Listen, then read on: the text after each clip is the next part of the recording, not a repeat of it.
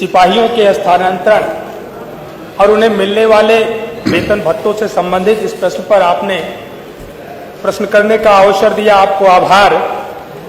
महोदय, यह प्रश्न उन सिपाहियों के स्थानांतरण मिलने वाले वेतन भत्तों से जुड़ा हुआ है जिनकी कमर में एक बार बेल्ट बंध जाती है तो अब बेल्ट कब खुलेगी, कब विश्राम करेंगे, कब सोएंगे, कब भोजन मिलेगा, इसका कुछ भी अता पता नहीं होता। महोदय, उनके माता पिता के बारे में सरकार ने कभी चिंता नहीं करी। बहुत बार हम सब लोगों के साथ भी आपकी अनुज्ञा से आरक्षी मिले हुए हैं और उनके बूढ़े माँ बाप जिन्होंने पढ़ा लिखा करके उनको सिपाही बनाने में अपना योगदान दिया, अपनी खुशियों की भी तिलांजलि दी, उन्होंने सोचा था कि नौकरी करने के बाद मेरा बेटा बुढ़ापे की लाठी बनेगा। लेकिन आज के हालात ये हैं कि बूढ़े माँ बाप जो गंभीर बीमारी से ग्रसित हैं, सरकार ने उनके बेटों का स्थानांतरण सहारनपुर का सिपाही बलिया में पोस्ट है, इस तरीके से 600-700 किलोमीटर के दूर ऐसा लगता है कि नौकरी नहीं हो तड़ीपार कर दिए गए हैं।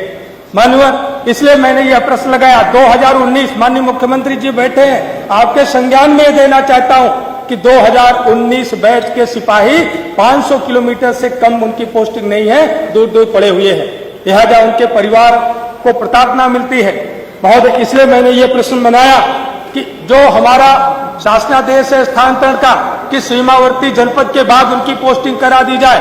2020 का 2021-22 के सिपाहियों की पोस्टिंग तो आसपास हो गई, लेकिन 2019 के सिपाही 500 से 600 किलोमीटर दूर पड़े हुए हैं। माननीय, इससे जो उनके परिवार का जो इमोशनल लॉस होता है, जो उस सिपाही का इमोशनल लॉस होता है, इसकी भरपाई कभी भी किसी भी दशा में नहीं की जा सकती। लिहाजा परिणाम देखिए, अभी हमने समाचार पत्र पढ़ा था कि कानपुर में कई सौ सिपाही लापता है। अनेकों जनपदों में इस तरह की सूचनाएं आती हैं कि सिपाही लापता है। माननीय, इनकी सैलरी के बारे में भी आसपास के जो स्टेट है, चाहे हरियाणा हो, पंजाब हो, दिल्ली हो, महाराष्ट्र, स्थानांतरण नीति के बारे में पूछे ना, जी, इनका प्रारंभिक जो उत्तर प्रदेश के सिपाही हैं, इनका प्रारंभिक वेतन 21,700 है और हरियाणा, पंजाब, महाराष्ट्र, दिल्ली के सिपाहियों का प्रारंभिक वेतन 35,000 से 50,000 है। मानो इनको मिलने वाले भत्तों में सरकार ने कभी ध्यान नहीं दिया। अभी माननीय मुख्यमंत्री जी का जवाब इसमें है राशन भत्ता, जो भोजन पौष्टिक आहार का भत्ता 1875 रुपए माननीय पुलिस लाइन से लेकर के कहीं पर भी जो कैंटीन पुलिस विभाग की चल रही होगी उसमें जो खर्च लिया जा रहा होगा, अगर उसको भी देखेंगे तो एक सिपाही का एक महीने का कम से कम 3,000 रुपए जरूर उनके खाने में खर्च दिखाया जाता होगा। लेकिन उन सिपाहियों का मिलने वाला भत्ता 1875 रुपए माननीय बहुत कम है।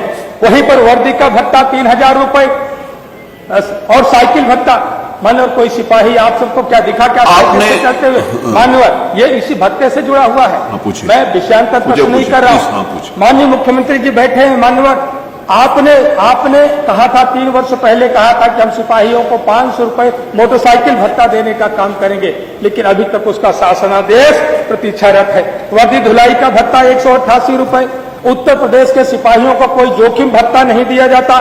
HRA 1200 रुपए और यही आसपास के स्टेट में देखेंगे तो HRA 24% दिया जाता है। मान्यवर, इनको छुट्टी के नाम पर शून्य है। कम से कम महीने में 2 दिन का अवकाश मिल जाएगा तो इनका जो मानसिक उत्पीड़न होता है वह नहीं होगा, इनकी कार्यदक्षता बनी रहेगी।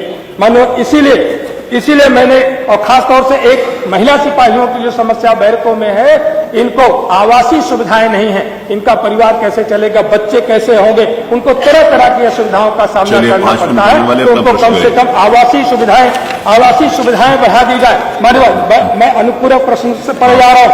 माननीय मुख्यमंत्री जी बैठे हैं, सिपाहियों पर कृपा हो जाएगी। माननीय, मेरी सरकार से यह मांग है कि जो सैलरी उत्तर प्रदेश के सिपाहियों का प्राथमिक वेतन 21,700 है, अन्य स्टेट की अपेक्षा बहुत कम है, इसको बढ़ा करके 4200 पे ग्रेड पर कर दिया जाए। राशन भत्ता जो 1875 रुपए है, इसको कम से कम 3000 रुपए कर दिया जाए और वर्दी भत्ता 3000 से बढ़ा करके 6000 कर दिया जाए और साइकिल का भत्ता 200 से बढ़ा करके मोटरसाइकिल का भत्ता 1000 रुपए कर दिया जाए और जोखिम भत्ता जो उत्तर प्रदेश में नहीं है उसको भी घोषणा अगर माननीय मुख्यमंत्री जी आदेश करा दे तो हो जाए। HRA इनका कम से कम 25% निर्धारित कर दिया जाए। मैं माननीय मुख्यमंत्री जी से ये मांग करता हूं। चलिए, उन्होंने मांग